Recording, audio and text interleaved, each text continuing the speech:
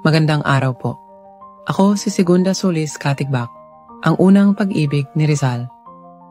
Noong 14 years old pa lamang ako, nakilala ko si Rizal sa bahay ng aking lola sa Trozo, Manila.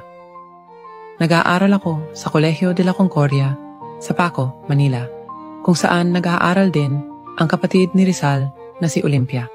Dinescribe ako ni Rizal sa kanyang Memorias de un Estudiante de Manila bilang maliit na dalaga na may ekspresibong mga mata, mapupulang pisngi at nakakaakit ng ngiti na nagpapakita ng magaganda kong mga ngipin. Kahit hindi ako ang pinakamagandang babae na nakita niya, sinabi niyang wala siyang nakitang higit na nakakaakit at nakahihikayat. Kahit na nagkaroon kami ng pagmamahalan ni Rizal, alam kong wala itong patutunguhan dahil nobyo ko na si Manuel Luz.